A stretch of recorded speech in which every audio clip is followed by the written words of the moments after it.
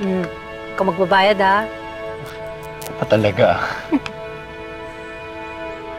Oh, bakit naman ganyan ka makatingin? Dito pa talaga ako niyaya. Bakit? Porke ba anak na ako ni Franco Terra? Bawal na dyan? Hindi naman. Kuya. Mamaya, kuha pa ako, ha? Okay, sige po. Masa ka na nga pala dun sa mansyon? Ayos ba yung pagtrato nila sa'yo? Okay naman kami ni Dad. Pero yung iba kong kasama sa bahay, hindi na pag-usapan. Eh kung may problema, umalis ka na dun.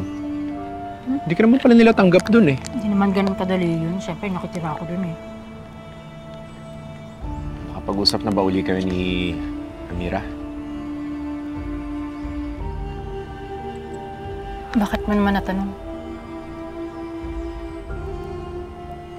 Hindi, di ba kasasabi mo, grabe yung pagtutol niya nung gusto mong tumira kay Doc Franco. Pinaimbestigahan ko si Amira. Ito ang nadiskubre ng private investigator. Patunay yan na wala siya sa tamang katinuan. Nitong nakaraang 6 na taon, nasa isang mental hospital si Amira.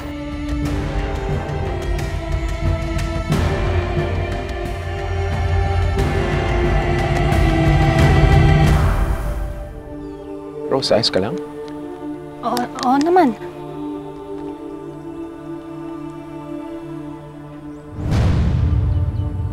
Alex.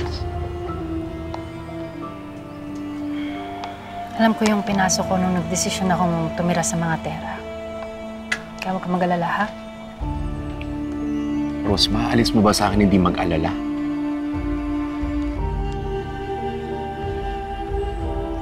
Kung gusto mo, magpakasal na tayo. Agad-agad, sa 1 buwan. Kahit sa City Hall lang. Para lang bumukod na tayo. Ano? Okay lang ba na wag muna? Alex, ngayon ko lang nakikilala yung totoo kong tatay eh.